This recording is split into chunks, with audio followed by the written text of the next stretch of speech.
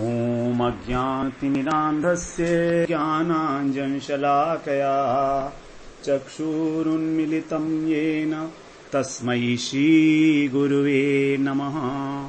वन्देऽहं श्रीगुरो श्रीयुत्पदकमलं श्रीगुरून् वैष्णवांश्च श्रीरूपं साग्रजातं सहगण रघुनाथान्वितं तं सजीवं साद्वैतं सावधूतं परिजनसहितं कृष्ण चैतन्यदेवं श्रीराधा कृष्णपादान् सहगण ललिता श्रीविशाखान्वितांश्च तमादिदेवं करुणानिधानं तमालवर्णं सुहितावतारम् अपार संसार समुद्र सेतुं भजामहे भागवत स्वरूपम्।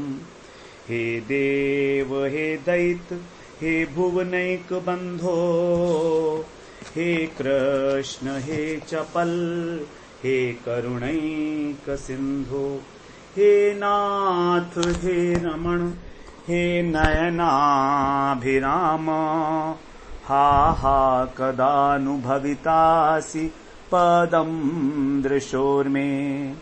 श्री कृष्ण चैतन्य प्रभो नित्यानंद श्री अद्वैत गदाधर शिवसदि गौरभक्त वृंद। हरे कृष्णा कृष्णा कृष्णा हरे हरे, हरे राम राम राम हरे हरे। हरे कृष्णा।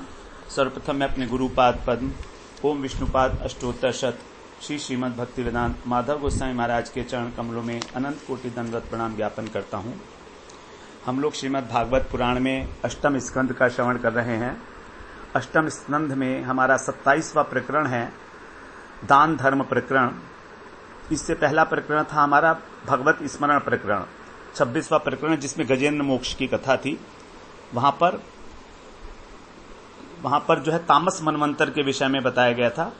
अब यहां पर सुखदेव जी जो हैं छठा मनवंतर जो है चाक्षुष मनवंतर, उसके विषय में यहां बता रहे हैं कि चाक्षुष मनवंतर में भगवान अजित का आविर्भाव हुआ और भगवान अजित के द्वारा समुद्र मंथन में देवताओं की और दैत्यों की सहायता की गई। तो राजा परीक्षित ने वृतांत जानना चाहा कि समुद्र मंथन कैसे हुआ था। वासुकी नाग बने थे, भगवान आश्रय के रूप में कच्छप अवतार हुआ था भगवान का। तो सुखदेव जी ने कहा, देखो, जब दुर्वासा ऋषि के शाप से इंद्र की श्री कांति क्षीण हो गई थी तो उस समय दैत्यों ने देवताओं को पराजित कर दिया। तब सभी जितने भी देवता थे वो सब ब्रह्मा जी की शरण में गए। ब्रह्मा जी ने भगवान की स्तुति की, भगवान प्रकट हुए और भगवान ने सलाह दी कि आप लोग समुद्र मंथन करो। भगवान की एक क्रीड़ा है, भगवान लीला करना चाहते हैं। भगवान चाहते तो स्वयं उनकी सहायता कर सकते थे, लेकिन लिखा है उसमें कि भगवान एक लीला करना चाहते थे समुद्र मंथन के माध्यम से। तो उन्होंने कहा, तुम अब समुद्र मंथन करके अमृत निकालने का प्रयत्न करो, जिसे पीकर तुम अमर हो जाओगे। और भगवान ने कहा कि तुम मंदराचल पर्वत को मथानी बनाना और वासुकी को जो है डोरी बना लेना और मेरी सहायता से फिर समुद्र मंथन कर लेना। इस प्रकार से फिर दैत्य और दानव, और उन्होंने कहा कि जाकर आप संधि कर लो दैत्यों से। तो इंद्र जो है राजा बलि के पास गए जो दैत्य थे, और वहां पर संधि की उनसे, और दैत्य भी मान गए, असुर भी मान गए। तो दोनों ने मिलकर फिर मंदराचल पर्वत को उखाड़ा। जब वो ला रहे थे क्षीर सागर में तो थक गए और बीच में ही बहुत सारे जो देवता और दैत्य थे वो सब मारे भी गए। तो भगवान वहां प्रकट हुए। तो भगवान ने जो है गरुड़ के ऊपर मंदराचल पर्वत को एक हाथ से उठाया और देवताओं और असुरों के साथ ही वो क्षीर सागर के तट पर आ गए। इस प्रकार से हम लोगों ने छठे अध्याय में श्रवण किया। अब सप्तम अध्याय के अंदर समुद्र मंथन का वृतांत है, समुद्र मंथन का उपाख्यान है। समुद्र मंथन के उपाख्यान में प्रवेश करने से पहले हम लोग थोड़ी सी बातें जरा संज्ञान में ले लें। ये समुद्र मंथन एक रूपक है, भगवान इसके द्वारा एक शिक्षा देना चाह रहे हैं। अजित भगवान जो हैं वही उन्होंने 3 जो है रूप धारण किए इस समुद्र मंथन के उपाख्यान में। कच्छप अवतार हुआ, धन्वंतरी और मोहिनी। कच्छप अवतार से उन्होंने मंदराचल पर्वत को अपनी पीठ के ऊपर धारण किया। धन्वंतरी के रूप में वो अमृत का कलश लेकर समुद्र से निकले, और मोहिनी के रूप में उन्होंने देवताओं को वो जो अमृत था वो पिलाया। ये 3 अवतार हुए अजित भगवान के, 3 रूपों में प्रकट हुए, अजित भगवान ही थे। तो यहां पर समुद्र मंथन के माध्यम से भगवान बता रहे हैं कि हम भजन भगवान की कृपा से ही कर सकते हैं। भगवान ही कृपा, भगवत कृपा ही जो है हमारे भजन के अंदर सहायक है। कैसे? यदि 3 चीजों को इस जीवन में धारण किया जाए साधक के द्वारा, एक तो विवेक, दूसरा है धैर्य, और तीसरा है आश्रय। सबसे पहले आश्रय की बात करें, क्योंकि मंदराचल पर्वत जो है बहुत विशाल है। मंदराचल पर्वत बहुत विशाल है, उसको धारण करने के लिए भगवान ने कच्छप का अवतार लिया। तो कच्छप जो है, कूर्म अवतार जो है भगवान का हुआ है, यह है आश्रय। भगवान का आश्रय, केवल भगवान का आश्रय लेने से ही हम भजन कर सकते हैं।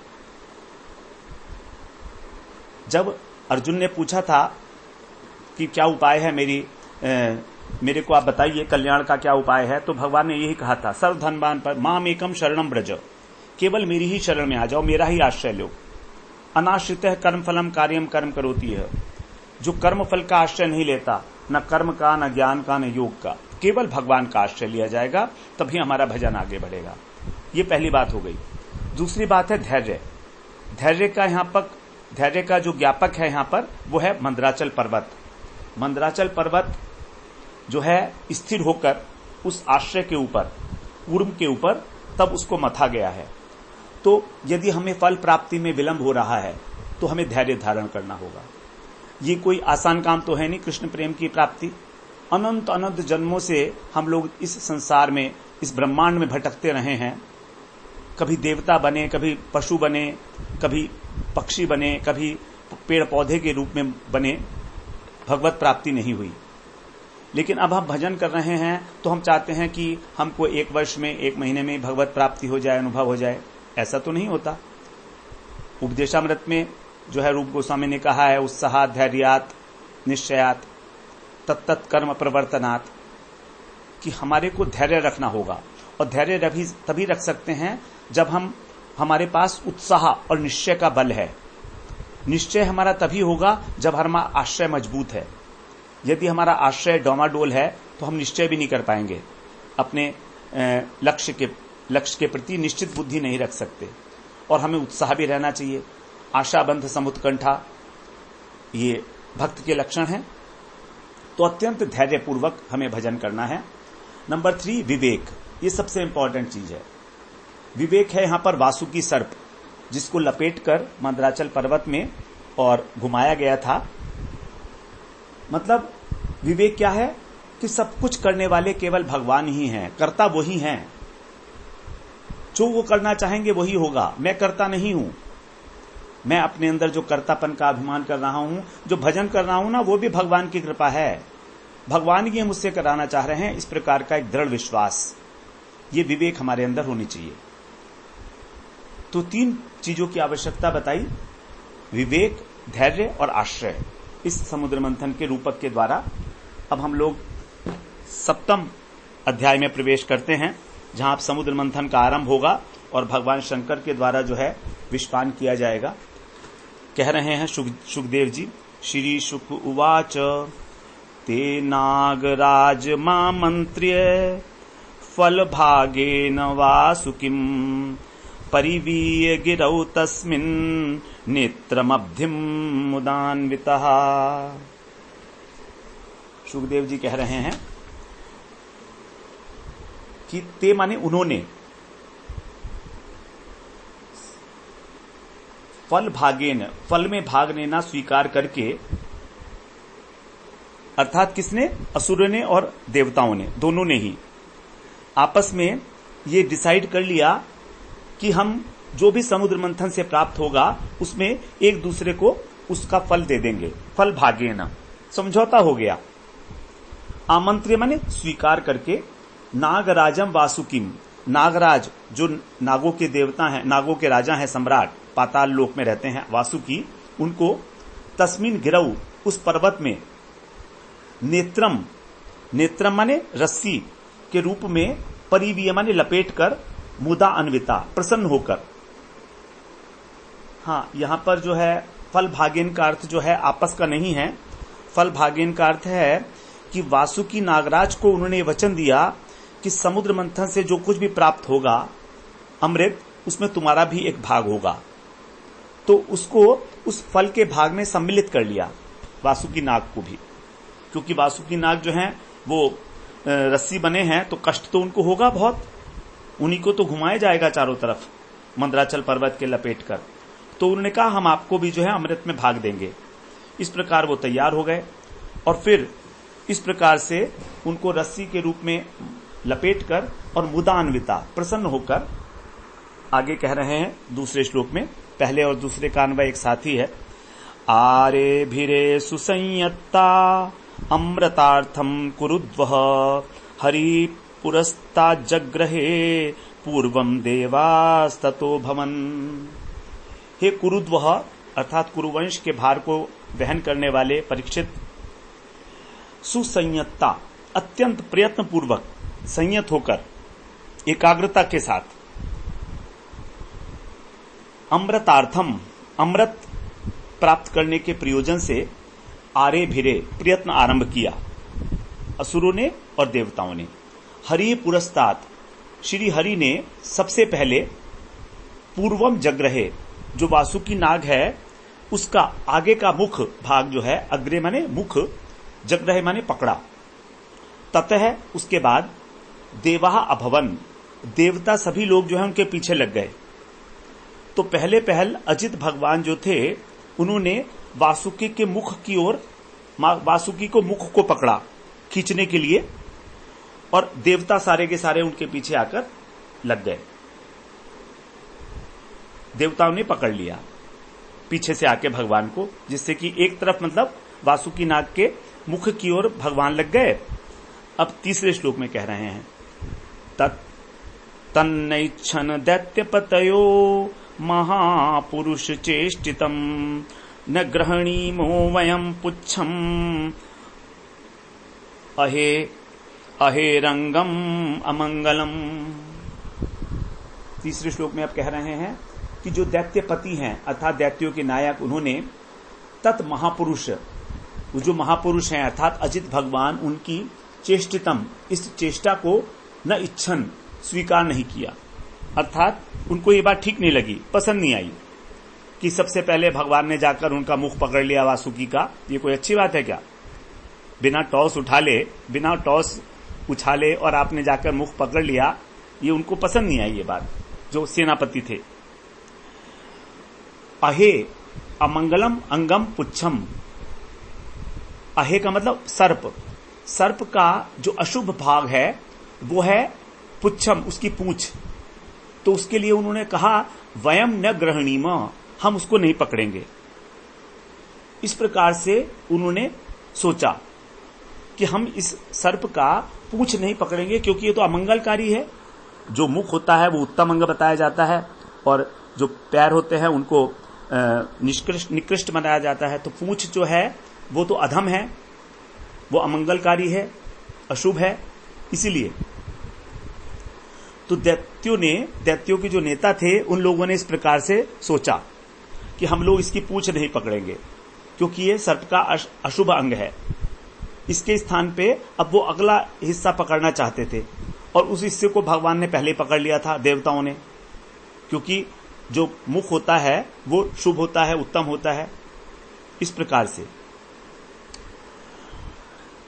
ऐसा सोचा उन्होंने। अब आगे कह रहे हैं चौथे श्लोक में, स्वाध्याय श्रुत संपन्ना प्रख्याता जन्म कर्म भी इति तूष्णीम स्थितान दैत्यान विलोक्य पुरुषोत्तमः स्मयमानो विसृज्याग्रम पुच्छम जग्राह सामरः। वो ऐसा सोच रहे हैं, जो दैत्य लोग हैं ऐसा सोच रहे हैं कि स्वाध्याय श्रुत संपन्ना, हम लोगों ने स्वाध्याय किया है, हम लोगों ने वैदिक अध्ययन किया है और हम उस ज्ञान के द्वारा पूर्णतः सुसज्जित हैं, संपन्न हैं, और हमारा जन्म भी जो है बड़ा उच्च वंश है हमारा, हम असुर जाति में उत्पन्न हुए हैं, ऐसा वो सोच रहे हैं। इति दैत्यान, ऐसा मानकर दैत्यों को तूष्णीम स्थितान, चुपचाप हो गए। वो तूष्णी माने चुपचाप बैठ गए। दैत्य लोग ने जाकर पूछ नहीं पकड़ी। वो ये सोचते हैं कि हमने वेदों का अध्ययन किया है, हमारा जन्म और कर्म बड़ा शुभ है, बड़ा प्रशंसनीय है, प्रख्यात है। तो ऐसा मानकर दैत्यान तूष्णीम स्थितान, चुपचाप बैठ गए।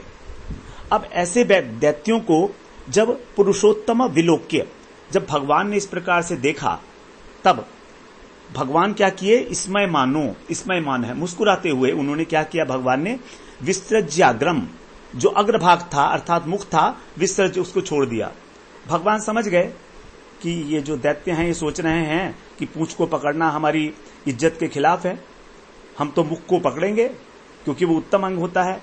तो इसलिए मुस्कुराते हुए भगवान ने आगे का भाग छोड़ दिया और स अमरह, देवताओं के साथ पुच्छम जग्रहा, उसकी पूंछ को पकड़ लिया। वासुकी नाग की जो पूंछ थी उसको जाकर भगवान ने पकड़ लिया। समझ गए भगवान, और कि देवताओं की, वो इन दैत्यों की क्या सोच है। भगवान जो है दैत्यों की सोच भी जानते हैं कि क्या है। भगवान तो चाहते यही थे, वास्तव में भगवान चाहते यही थे। तो भगवान चाहते थे कि हम पूंछ पकड़ें, इसीलिए उन्होंने पहले ही जाकर जो है उसका मुख पकड़ लिया। क्योंकि दैत्य लोग जो होते हैं वो देवता जो करेंगे उसका उल्टा करेंगे, उनकी बुद्धि उल्टी होती है, क्योंकि हमेशा ही उल्टा काम करते हैं वो। तो भगवान समझ गए। तो स्वाध्याय श्रुत संपन्ना, अपने को एक वो बहुत बड़ा वेदों के अध्ययन करने वाला, श्रुति संपन्न, जो वैदिक ज्ञान से सुसंपन्न है, उच्च कुल में जन्मा है, इस प्रकार की बात सोच रहे हैं। तो इस प्रकार का जो व्यक्ति होता है, जो इस प्रकार अभिमान करता है अपने पंडित्य के ऊपर और ज्ञान के ऊपर, वो भगवान के उपदेश को नहीं सुनता कभी भी, भगवान की बात नहीं मानता, भगवान को नहीं मानता है, वही वास्तव में असुर है। जैसे हिरण्यकशिपु है, रावण है, कंस है। तो भगवान जो है इस प्रकार से उन्होंने, भगवान ने जो दैत्य लोग थे उनको एक प्रकार से बेवकूफ बना दिया। भगवान चाहते ही थे पूंछ पकड़ना, लेकिन भगवान यदि पहले पूंछ पकड़ते तो दैत्य लोग जो है पूंछ के लिए लड़ाई करते। तो इसलिए भगवान ने जाकर मुख पकड़ लिया था। ये एक भगवान के द्वारा पॉलिटिक्स खेली गई थी। अब आगे चौथे श्लोक में, 5वें श्लोक में कह रहे हैं, कृतस्थान विभागास्त एवं कश्यप नंदनः ममंथु परमायत्ता अमृतार्थम पयोनिधिम। कृत स्थान विभागा ते माने वे सब लोग, एवं स्थान विभागा, इस प्रकार अपने स्थान का बंटवारा करके, अर्थात जो दैत्य थे उन्होंने वासुकी नाग का मुख पकड़ लिया और जो देवता थे उन्होंने पूंछ पकड़ ली। कश्यप नंदना, जो कश्यप जी के पुत्र थे, दोनों ही देवता और दानव दोनों ही पुत्र हैं कश्यप ऋषि के। दिति के पुत्र को दैत्य कहते हैं और अदिति के पुत्र को देवता कहते हैं। दोनों ही जो है कश्यप ऋषि की पत्नियां हैं। परम आयत्ता, अत्यंत प्रयत्न पूर्वक, अमृतार्थम, अमृत प्राप्त करने के प्रयोजन से, पयोनिधिम ममंथु, मंथन करने लगे उस क्षीर सागर का। तो क्षीर सागर का मंथन करने लगे। मंदराचल के चारों तरफ उन्होंने वासुकी नाग के रूप में एक डोरी सी जो है बांध दी, लपेट दी। उस डोरी का एक भाग, अर्थात वासुकी का मुख जो था वो दैत्यों ने पकड़ लिया, असुरों ने, और देवता लोग जो है पूंछ की ओर लगकर खींचने लगे उसको, जैसे दही बिलोई जाती है उस प्रकार से। मध्यमानेर्णवे सोद्रीर नाराधो धुयपो विशत ध्रियमाणोपि बलिभिर गौरवात पांडुनंदन। हे पांडुनंदन, अर्थात हे पांडुवंश को आनंद देने वाले राजा परीक्षित, बलि भी ध्रियमाणापि, बलवानों के द्वारा, बड़े बड़े बलवान, देवता और असुर दोनों ही बलवान हैं, तो बलवानों के द्वारा ध्रियमाणम पकड़े रहने पर भी अरणवे माने वो समुद्र, मध्य माने मंथन करते समय स अनाधार आधार रहित था। जो समुद्र, जो मंदराचल था पर्वत, वो आधार रहित था। तो अद्रि माने पर्वत, गौरवात भारी होने से अपह आविशंत पानी में डूबने लगा। अब मथनी तो चल रही है और बीच में पर्वत जो है वो खड़ा हुआ है, लेकिन जब रस्सी खींच रहे हैं दोनों तो उसका कोई आधार तो है नहीं जिस पे टिके मंदराचल, तो वो नीचे डूबने लगा पानी के अंदर, क्षीर सागर के अंदर। अब आगे कहते हैं ते सुनिविर्ण मनसः परिम्लान मुखश्रिय आसन स्वपौरुषो नष्टे दैवानाति बलीयसा। 7वें श्लोक में कह रहे हैं अति बलीयसा, जो अत्यंत बलवान दैवेन देव थे। देव मतलब यहां पर देव का अर्थ है भाग्य, प्रारब्ध। तो देव के द्वारा, क्योंकि सुर और असुर इन दोनों से जो भी बलवान है वो है देव। देव का मतलब है जो होना है वो होना है भाग्य के अनुसार। तो अत्यंत बलवान जो देव है, इसको काल भी कह सकते हैं, इसके द्वारा स्वपौरुषे नष्टे, अपने पुरुषार्थ को नष्ट होते हुए देखकर, ते माने उन्होंने, देवता और असुर, सुनिर्वीर्ण अत्यंत खिन्न हो गए, उदासीन हो गए। ये क्या हो रहा है देखो तो, हमने इतना प्रयत्न किया, इस मंदराचल को लेकर आए, मथना शुरू किया, वासुदेव को उसका भाग देकर मनाया कि जो कुछ निकलेगा हम तुम्हें भी कुछ देंगे अमृत, तो अत्यंत खिन्न हो गए। मन से है माने उनके चित्त की जो मुखश्रिय शोभा थी वो परिम्लान आसन, वो शोभा जो है मलिन हो गई। जब डूबने लगा तो सोचने लगे कि हमने जो कुछ भी किया सब मिट्टी में मिल गया, तो उनका जो है मन जो है टूट गया और सबके मुंह के ऊपर उदासी छा गई। अब 8वें श्लोक में कहते हैं विलोक्य विघ्नेश विधिम तदेश्वरो दुरंत वीर्यो वितथाभिसंधि कृत्वा वपुः काच्छपमद्भुतं महत् प्रवेश्य तोयम गिरिमुज्जहार।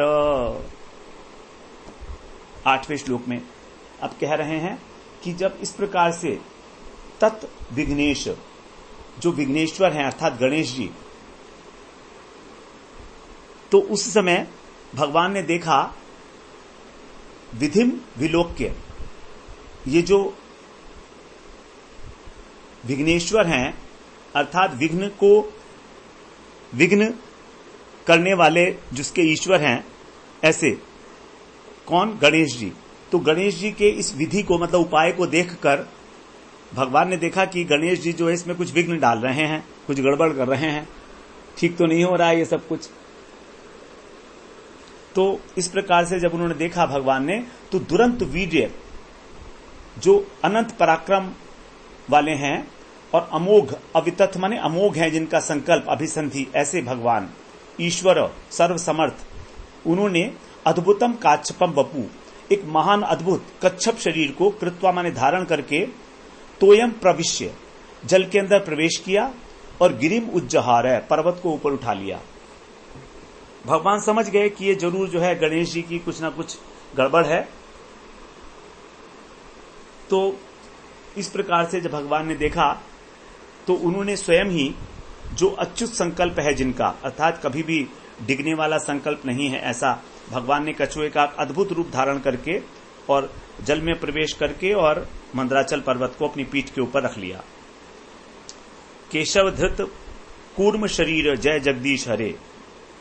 तो किसी भी संकट की जो दूर किया जा सकता है वो भगवान के द्वारा ही किया जा सकता है, कोई भी संकट हो।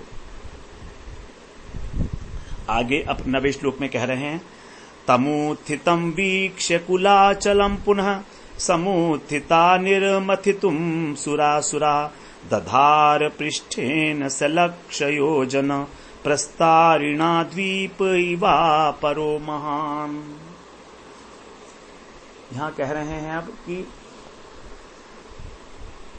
तम कुलम अचलम, उस जो मंदराचल पर्वत को, अचलम माने पर्वत को, उत्थितम वीक्ष्य, ऊपर आया हुआ देखकर, जब देखा देवताओं ने और दैत्यों ने कि अरे ये तो मंदराचल पर्वत ऊपर की ओर उठ गया है, थोड़ा सा नहीं काफी, तो फिर पुनः निर्मथितुम, पुनः फिर मंथन करने के लिए समुत्थिता, उठकर खड़े हो गए। तो बड़े निराश से हो गए थे बेचारे।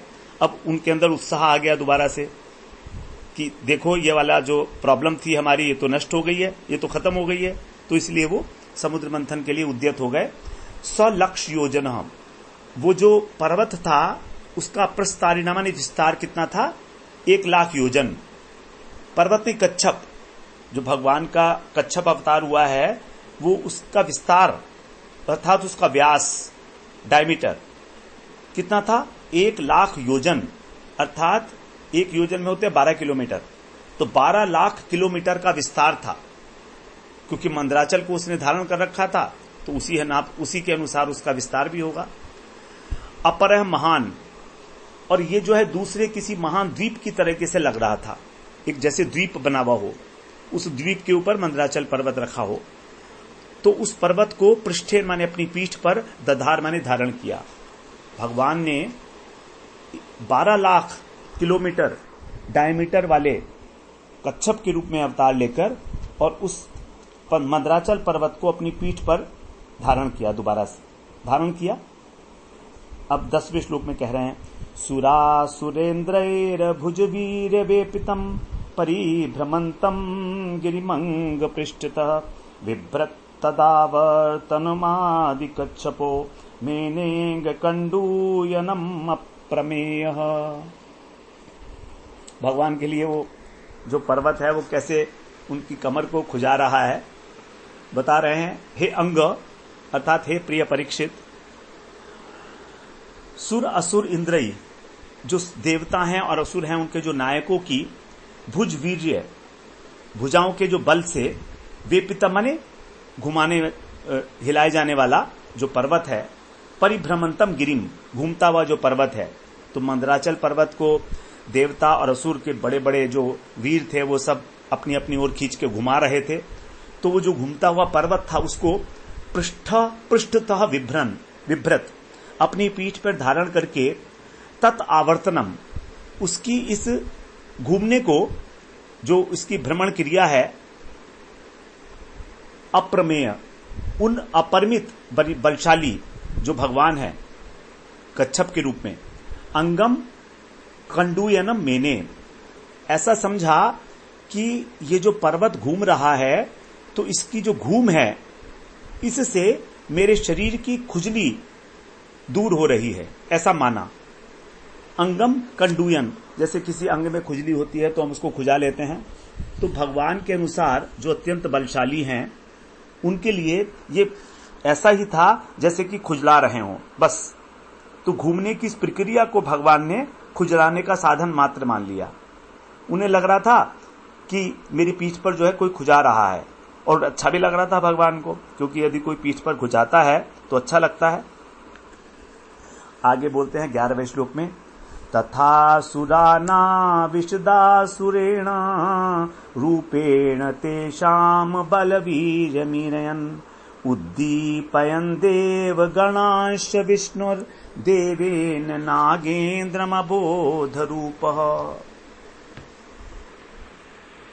तथा विष्णु, फिर श्री हरि जो विष्णु हैं उन्होंने असुरान, असुरों में, तेषाम बलवीर्यम, उनके बल पराक्रम को बढ़ाते हुए, ईर्यन माने बढ़ाते हुए, आसुरेण रूपेण, असुर के रूप में, च देवगणान, और देवगणों को उद्दीपयन, उद्दीप्त करते हुए, देवेन, देवता के रूप में, नागेंद्रम, जो नागराज वासुकी हैं उनमें, अबोध रूपः, तमोगुण अर्थात निद्रा के रूप में आविष्ट माने प्रवेश किया।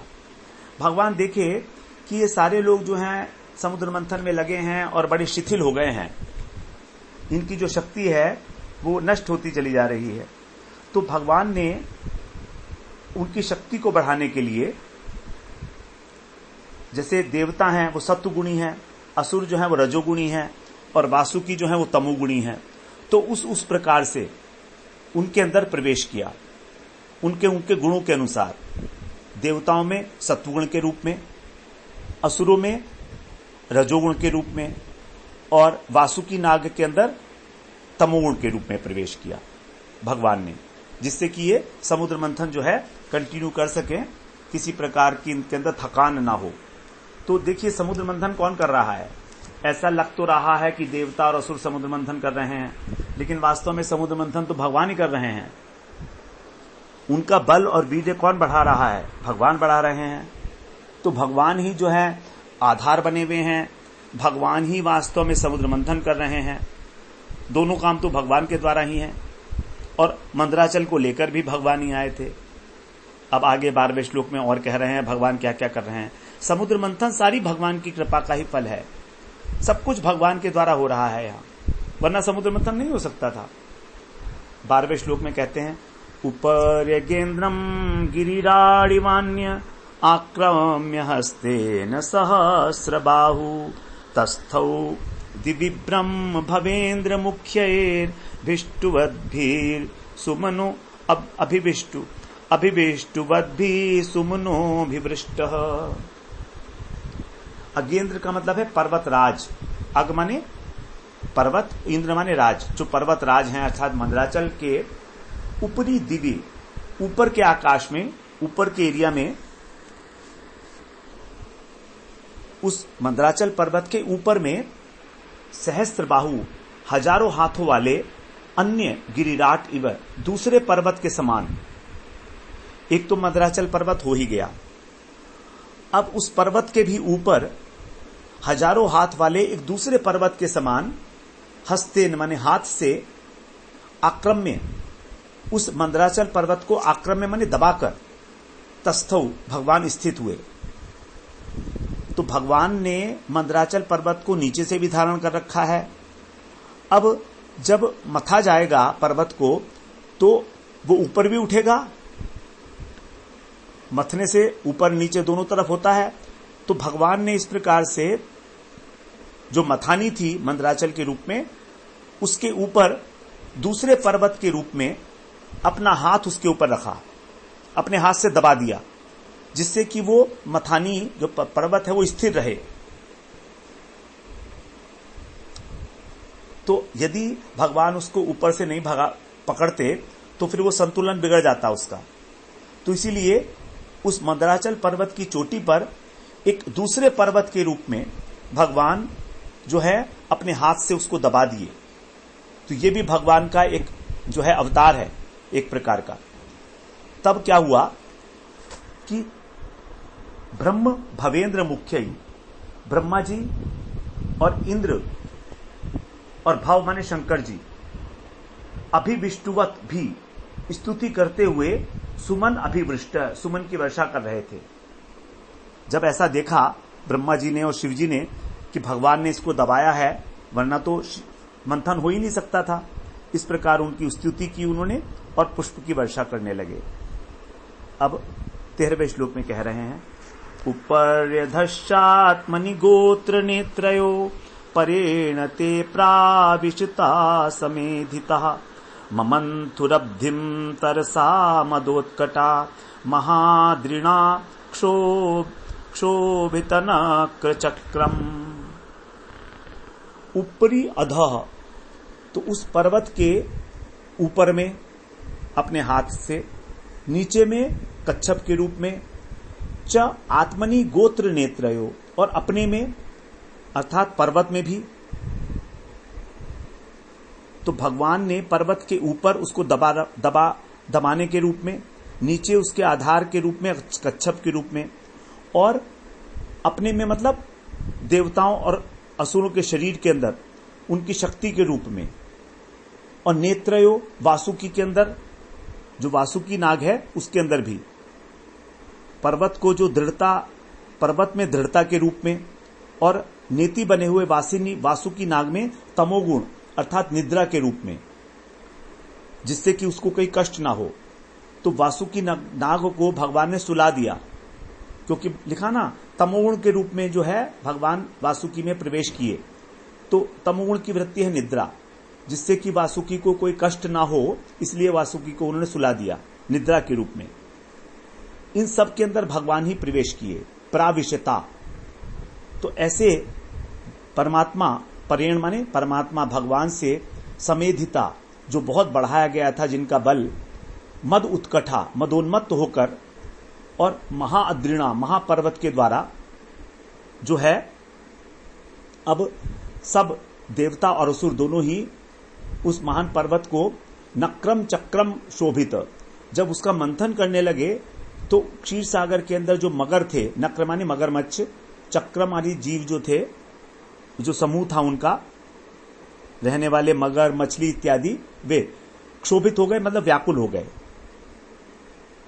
ते माने वे लोग, असुर और सुर देवता, तरसा माने वेग पूर्वक, अब्धिम ममंथु, बड़े वेग से समुद्र मंथन करने लगे।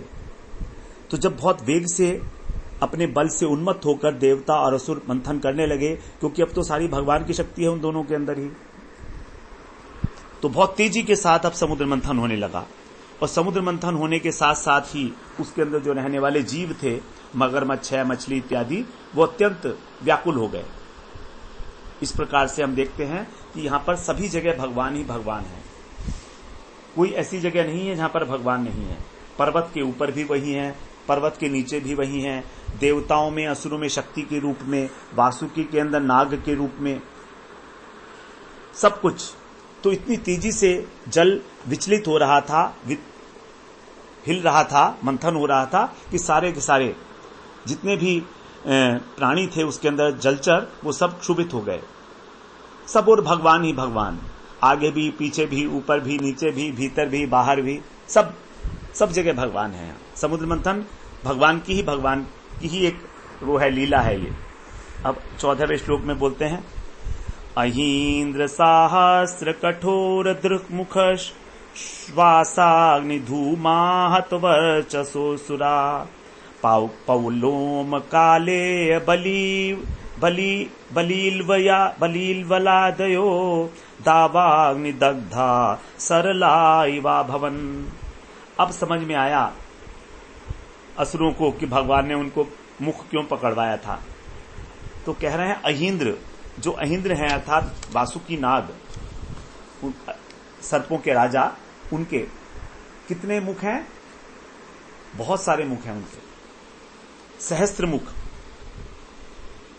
अहीन्द्र सहस्र मुख वाले, कठोर दृक और भयंकर नेत्रों वाले, मुख और श्वास की अग्नि और धुएं से जो दैत्य थे वो आहत हो गए।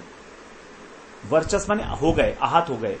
और जो दैत्यों के नाम बताए हैं अब, पौलोम, कालेय, बली और इलवल इत्यादि जो असुर हैं, दवाग्नि दग्धा, जैसे दावाग्नि से जल गए हों, सरला इव, जो साखू के वृक्ष होते हैं उसकी भांति अभवन माने हो गए।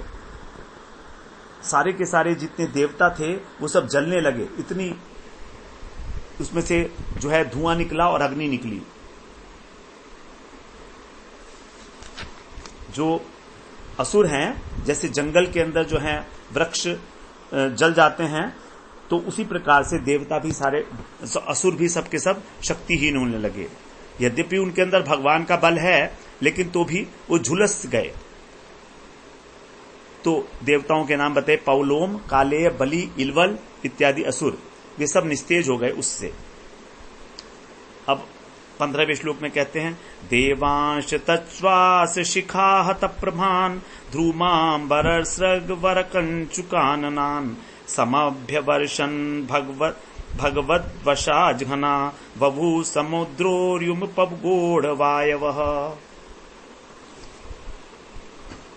यहां कह रहे हैं कि तत् श्वास शिखा, उस वासुकी की श्वास की जो ज्वाला थी उससे हत प्रभान, कांतिहीन हो चुके, जो अंबर, जिनके वस्त्र, जिनकी माला, वर माने श्रेष्ठ, कंचुक माने उनके वस्त्र, आनन उनके मुख, धूम्र माने मैले से पड़ गए थे धुएं से, ऐसे देवान च, देवताओं के ऊपर भी जो भगवत वशा, भगवान के वश में रहने वाले हैं, ऐसे घना मेघ सम, जो मेघ हैं वो भली प्रकार अभ्यवर्षण, वर्षा करने लगे।